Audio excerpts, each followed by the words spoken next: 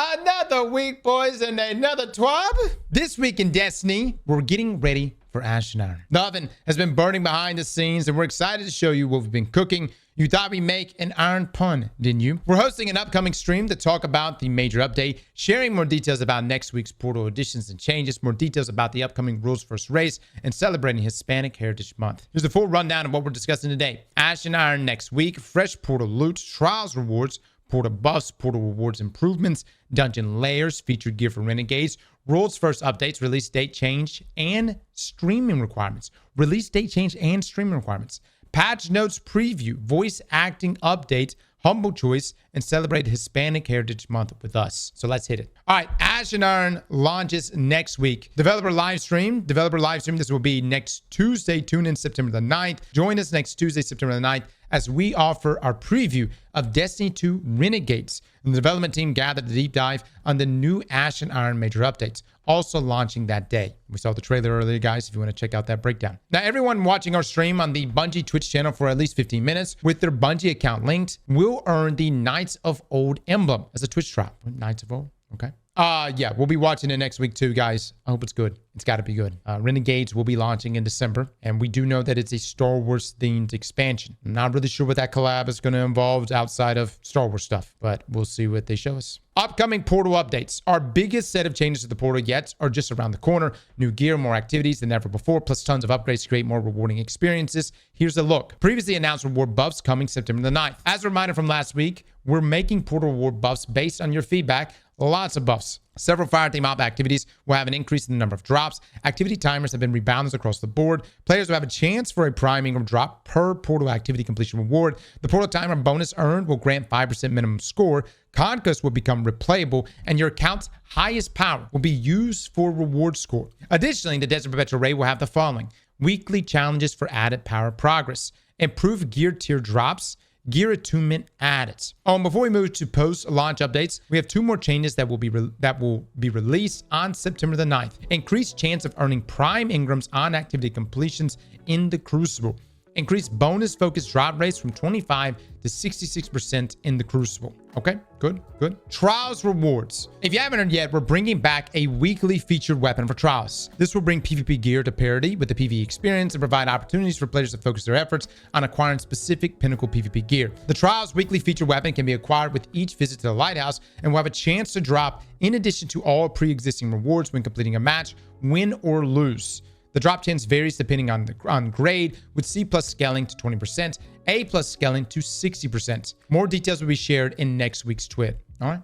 So Trials right now, I don't know if y'all know, but essentially it's just like an open loot pool, all RNG base. But now you're gonna have a featured weapon here. 9.1.0.1 portal buffs. Now, a number of the buffs we've been working on will be rolling out through the launch of Ash and Iron, with a handful targeting the next patch, Destiny 2 Update 9.1.0.1. Now, here are the changes heading towards this patch and the work in progress information we can share about them. We're removing some mods from match-made portal experiences. Some mods could stack in ways that were unenjoyable for most players or become overly difficult from match-made environments. They will still be available for mod selection when customizing your own portal activities. Those mods are Grappler, Hypercritical, Oscillation, and Match Game. This was no surprise. We're creating a more consistent power reward experience for the upper power climb. From 500 to 550, earning an A or an A+ grade to get a +1 power on your activity completion rewards. Wait, this is not prime dependence? Oh my God, that is massive. So you'll always be, as long as you get A or A+ grade, you will always get a +1 drop. The big change with this, guys, is this grind just became substantially easier. And if Bungie continues that, that means the grind in the next season, 400 to 450, 500 to 550, will be cut down substantially so. This is good. It's still going to be a bit of a grind, but nowhere near on the level it is now, because now it's just RNG. It's just how often can you get a prime, which is like 1 in every 20 runs. And this is on top of the other buffs that are also hitting the portal. Now, this change will also be in effect for A grades in the 400 to 450 power range when Renegade launches. Note that with the launch of Ash and Iron, the power climb from 400 to 500 will be naturally accelerated by the power cap increasing to 550. So if you notice the grind right now, like the grind at 400, I know a lot of people say is too much. It is still substantially better than the 400 to 450 grind currently. That cap, when it gets lifted, that means that the grind you experience to 400 it will be that way all the way to 500. And then you'll go to your +1s and primes to 550 from 500. Also note that we expect this change to positively impact PvP rewards, and we'll be monitoring the PvP experience to ensure this. Now, we're improving Fireteam Op rewards. We're identifying opportunities to improve the nature of the reward experience from many more activities within Fireteam Ops. We are rapidly aligning on the plan, and we'll share more details with you in the future. Now, new, reduce gameplay penalties when running out of time in Grandmaster difficulty in the portal. GM difficulty portal activities will no longer zero out revives when you hit the time limit. Note that revives will still zero out for GM conquests. Now, new, make tier 5 rewards easier to earn the portal. From 450 power and onwards, platinum or diamond reward packages earn a score of 1,250,000 or more to guarantee tier 5 drops from your activity completion rewards. Okay? Yes, you got to get 1.25. Yeah, and that's even from 450. And that's for everything. So you don't have to be... Because like right now, it's just primes that can give you the tier 5. I'm trying to remember, like, it depends on the activity. You're going to have to stack some modifiers to get into that 1.25. But still, that's very good. You're not in the situation where you just have to hope for RNG to bless you with the tier 5. Now, to confirm that you'll be able to earn tier 5 rewards before launching your activity, add modifiers and increase your reward score forecast until it shows a picture of a tier 5 Ingram and a score of 1,250,000. This right here, great quality of life change. I actually have something that spits out, boom, this is what you're going to get with the modifiers that you have currently loaded up. Not really, because you don't have Banes. Yeah. Now, as you go up in power, you'll be able to earn tier 5s with progressively lower grades. Example, at 500 power, you'll only require a B+ for tier 5s. Interesting. Okay. Interesting. Yeah. I guess it wouldn't make sense that you have to, with your level going up. And not only that, the content also gets easier because your level is going up too. But then you could just get to a point where, I'm assuming at 550, you could just run it with maybe like hardly any Banes on the dang thing. You know what I mean? And still get tier 5s to drop. We know our work isn't done. We have more changes planned in the future. Now, rewards, new weapons, armor, and set bonuses. With all the above changes to how you earn rewards, we thought this would be a great time to introduce new rewards coming in the upcoming major update. Check out next week's stream to see some in action. So weapons, shared pool, Mida mini tool, revised lightweight submachine gun, solar, Drain, revised adaptive sidearm, solar, Heliatus, high impact rocket launcher, Strand. Okay. Trials of Osiris, burden of guilt, adaptive fusion rifle, stasis. Ever-burning glitz, rapid fire, auto rifle, kinetic. Ooh, dang it, we just got Giver's Blessing too. Iron Banner, finite impact, impactor, adaptive hand cannon, solar. Less your favorite hand cannon is coming back.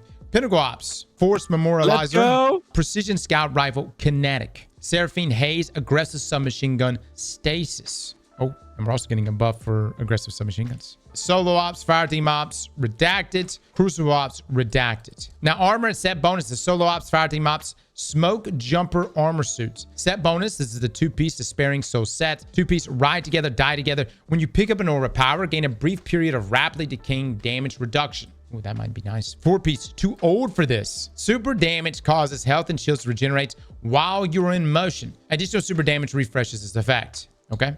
Now, other new armor sets, Crucible Ops, redacted suits, Iron Banner, Iron redacted suits, and Raid redacted suits. Okay. Getting a lot of armor sets here. All right. Looks good. Now, new Pinnacle Ops, Dungeon Lairs. Dungeon Lairs are our way of bringing dungeon encounters into the portal through our Pinnacle Ops offering, and will be available to all players looking for a challenge. The encounters will be familiar, but have been updated to work with the portal's modifiers, scoring systems, and portal loots. The 3 dungeon layers being added to the Pinnacle Ops in the portal are Pit of Heresy, Duality, and Warlord's Ruin. Oh, and these are the individual encounters for each one. Okay. Okay. But wait, there's more. For 2 weeks, starting at Ash and Iron launch 9/9 and 9/23, we are making all 3 of their original dungeons available to all players. Once this period ends, the dungeon layers of Pit Heresy, Duality, and Warlord's Ruin will remain freely available in the portal. If you prefer to farm dungeon-specific loot to fill out your collection in the portal, you can customize dungeon layer activities and toggle the new boon modifier Classic Collector. This modifier will ensure that legacy dungeon rewards will drop in addition to portal rewards. These will be available to all players during the first 2 weeks of Ash and Iron, after which players will be required to purchase the corresponding dungeon key to earn more of this loot. Please note the legacy rewards will lack seasonal power and gear tiers and are purely additive. So probably not even worth it, right? So hold on, am I understanding this correctly? These are the only 3 encounters being added to the dungeon layer? Who would want non-tier? So you're going to get tiered loot, guys, for these 3 encounters. You will not, if you were like, hey, I want to go run the whole dungeon. You can, and you can get the old loot, but you can't. They're not all tiered loot. The legacy loot is not tiered, but is it going to be dungeon loot? I don't know. I don't actually know what the loot pool is going to look like for this. I think it's just going to be portal loot, guys, tied to these individual activities with the rotation of whatever the focus weapon is for that day. It's kind of like mint becoming the focus weapon for Starforge or something. You see what I'm saying? Same concept here for this. It's pinnacle loot that's going to be in rotation for it. Oh, so this will be in the pinnacle list. Gotcha. Yeah, I'd say a couple of things, Bungie. Well, we need more encounters than just these 3, in my opinion. And I know you want to make it work with the difficulty system, the Bane system, but I think also we need, like, I would have been completely down for a tiered indebted kindness. I'd eat that shit up. You know what I mean? I'd be all over that. Now, a few more things. 9.1.0 Ashen Iron launch. Fireteam power will no longer adjust your score when below 300 power. This means that playing with friends who are at a lower power than you will improve the rewards, allowing quicker access to tier 2 gear. A discard action has been added to the Portal Ingram's win in the Postmaster, allowing quicker dismantles if desired. Now, 9.5.0 Renegade's launch featured gear. So this is way in the future. When Renegade launches, all legendary gear from Season Reclamation, the Edge of Fate, and Ashen Iron will be included as part of Season's Lawless featured gear. In other words, legendary gear currently with the tilde feature gear background marker will continue to be marked as featured gear next season. All new exotics from Season Reclamation will also be included as part of the Season Lawless featured gear. Guys, are y'all understanding what's happening here? Just remove it? What are you talking about? What this means is your gear that's good right now with its damage resist and all the other bells and whistles will still be good in the next expansion.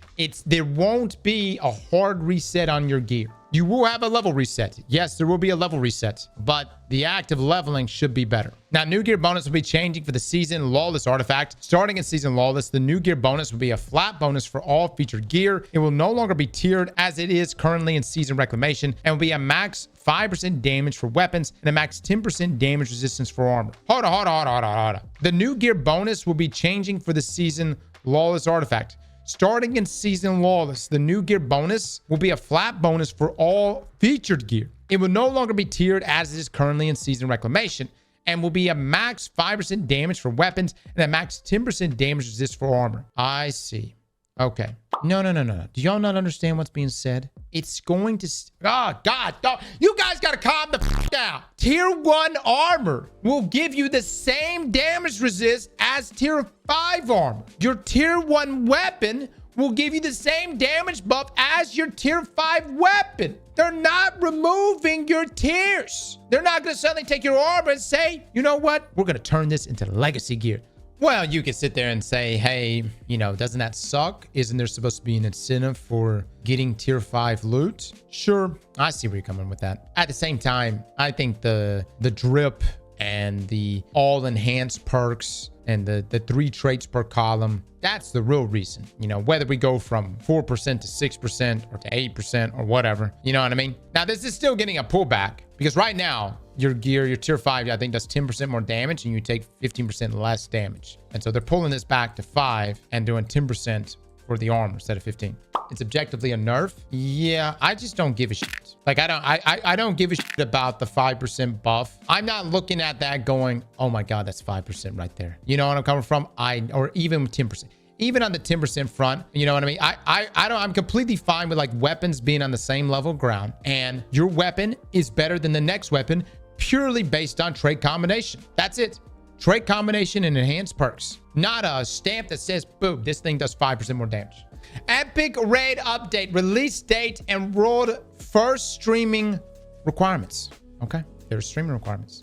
In an effort to provide a stable and high quality experience, we have made a decision to delay the Epic Raid by 1 week. This activity will now ship on Saturday, September 27th, and the world's first race will begin at 10 a.m. Pacific. Contest mode will be active through September the 29th, ending at 10 a.m. Pacific. Now, we understand that this may create challenges for some in scheduling, and we apologize for the inconvenience. Our highest priority is to ensure a fun, smooth experience, not only during the race, but for all players who wish to take on contest difficulty or play the Epic Raid once normal mode becomes available. Additionally, we've created new rules for the upcoming World's First race, including a list of streaming requirements. These requirements are both for verification purposes, to combat cheaters, and to improve the overall viewing experience for our players watching streams. We will use this race to test out these requirements, and based on the outcome and player feedback, we will make additional changes to these rules in future races. So the following will be required if teams wish to be in contention of being World's First. Number 1, streaming is required, but only one member of the 6 Fire Team members has to stream. Number 2, the stream must be on YouTube or Twitch. GG's kick. Number 3, the stream must be set to video on demand VOD so they can go back and look at it. They need to be able to go back and look at it. Number 4, if the team member wants to hide portions of the screens, they must use an overlay provided by Bungie Destiny the game and cannot use additional overlays to block other portions of the stream, even as a joke. Note, this stream overlay will hide portions of the screens during the competition. Expect this to be published in the coming weeks. It may be edited to add your branding and face, but no additional gameplay content may be covered. And number 3, if you wish to compete yet have no desire to cover your screen, awesome. Don't worry about it. And number 5, the team member who streams cannot black out or hide their screen or portions of the screen outside the provided overlay. And number 6, game audio must be on at all times, but players may mute their voice audio. Okay? Damn. I was not expecting Bungie to do that, man.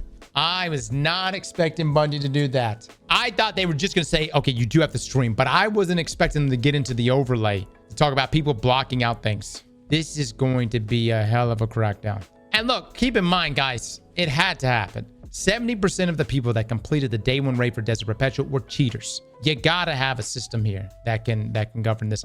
And guess what? People are still going to try to cheat, you know, and there's still going to be cheaters that get the day 1 emblem, but they won't be in contention for World's First. Destiny 2 Update 9.1.0 Patch Note Preview. In addition to the upcoming portal changes to be highlighted above and in prior twids, here's a short preview of other smaller changes and fixes coming with Update 9.1.0 next week. Shooting range now features customizable difficulty from the portal, including access to most of the same modifiers available on a given day. God, that's such a good change. One of the biggest annoyances right now when testing temporal blasts is it changes because it's damage dependent. And so being able to actually choose the difficulty, you could test temporal blast at multiple levels, grandmaster level, whatever else, different deltas. Updated portal scoring grading information in the post-game Carnage report screen. Good deal. Banshee will once again offer the quest to acquire the catalyst for Tommy's matchbook. Lobby balance in the trials will be disabled. Fix an issue in the duality dungeon preventing players from being teleported to the Nightmare Realm when playing on master difficulty. Trial special ammo meter has been increased. More details next week. Updated selectable modifier saving when repeating activities to only save and reapply modifiers that the user selected. Okay, good deal. Good changes, man. Good changes. The Edge of Fate voice acting update. Earlier this year, we announced that some voice talent was unavailable to record lines for the Edge of Fate, and that temporary performances for Ikora, Orin, and Kiyomi were going to be used. We're happy to announce that with the launch of Ashenara next week, the original English voice talent for Ikora, Orin, and Kiyomi have returned with newly recorded lines for their characters. We're also excited to share that French and Spanish voice actors are in the process of recording their lines, which we expect to ship out with Destiny 2 Renegades later this year. Good. Can I just say, I thought Orin's VA was actually good. Who's going to speak for, like, I understand Ikora, but I really like Orin's VA. Like the current one, the one that was, you know, not the original. Humble Choice Destiny 2 Legacy Collection 2025. Heads up, Guardians, the Destiny 2 Legacy Collection 2025 will join Humble Bundle's September Humble Choice Selection. This bundle is the definitive way to experience years of Destiny 2 campaigns, raids, and more. Plus, included with the purchase is a 30% off coupon for Destiny 2 Year of Prophecy Edition Humble Bundle redeemable on Steam. It's the past and future of Destiny 2, and it's only a click away. Steam players can purchase Humble Choice from September 2nd through October the 7th to acquire a redeemable code for the Destiny 2 Legacy Collection 2025 among the other titles in the bundle. 5% of every Humble Choice purchase will be donated to Team Rubicon, the veteran-led humanitarian organization that serves global communities before, during, and after disasters and crisis. Adding some great games to your collection and giving to a great cause, that's what Guardians are all about. The Legacy Collection 2025 includes the Finer Shape Standard Edition, Lightfall, The Witch Queen, Beyond Light, Shadowkeep, Forsaken, 30th Anniversary, Pit of Heresy, Shattered Throne, and Grasp of Avarice. What's the price? Humble Choice is a monthly subscription that offers a curated mix of PC games every month. Oh, whoa. What's the price for this, guys? Oh, so it's the monthly sub. What is how much is the humble choice? How much is that? It's $14.99 a month, and you get multiple games. Do you own the game? Is the game forever? Or is it like as soon as you lose the subscription, you lose the game? Yes, you do keep the game. It's a Steam key. That's pretty good then. Yeah, that's pretty good. I might have to check that out. I mean, look, Humble Bundles always have fantastic deals. Like really, really good deals. If you're ever looking for like good deals on games, Humble Bundle really does have some fantastic deals. All right, celebrate Hispanic Heritage Month with us. As we approach Hispanic Heritage Month, the Latin Bungie Inclusion, Diversity, and Equity Association is celebrating the occasion with the Reviver emblem. We're excited to support the El Centro de la Raza. Revivir. A nonprofit whose mission is to build unity across all racial and economic sectors, to organize, empower, and defend our most vulnerable and marginalized populations, to bring justice, dignity, equality, and freedom to all peoples of the world. There we go, baby. There we go. That's a sexy emblem. Let's go. In honor of Hispanic Heritage Month, everyone that makes a $10 donation. Let's read that. Read that real quick. El Centro de la Raza. El Centro de la Raza. Yes. Through the Bungie Foundation campaign, will earn the Revivi emblem for Destiny 2. Through September 30th, 2025, all net proceeds will go to that same thing. That's fantastic. Guys, that is awesome. That's a sexy emblem too. Yep. Let's cooking. All right, Bungie Rewards Heavy Metal title pin. Let's go. It's there, yes. Claim your seasonal challenge before Tuesday. Upcoming issues with displayed gear power. Due to an update, to an issue, update 9.1 will include an issue where some gear may display a different number instead of their power. When this happens, the item's display power will match a stat on the item, and it can't be updated with Infusion. This is purely a visual issue, and the item's actual power will not be affected. Your access to content, difficulty when facing combatants, and rewards will also not be impacted. The cause of the issue has been identified, and we are planning a fix for an upcoming updates. All right, so if your power level next week says banana, don't be concerned. It's just a visual thing. These are our known issues. And then our final note. It's been a shorter week than usual due to Labor Day in the US. So trying to wrangle all our teams together for this TWID has made it come in extremely hot. Even so, we wanted to give you as much information we can about next week's release and what's ahead. There's going to be a lot happening and more is on the way. Thanks for being on this journey with us. We hope you're excited to be an Ironclad while kicking ash in the Plaguelands. Destiny 2 community team. Press the T. It's probably a cat, huh? Dude, why's it gotta ask me this? Continue without supporting us. It is a cat. Yeah. I know it. All right. Well, that TWAB was good. I see Bungie is now taking the policy of putting all the bad shit in a random post on Wednesday the day before. Honestly, it's a smart move because it would have tainted the shit out of the TWAB. I'd say everything else here, though, very positive. The stream requirements for doing the day one, very positive.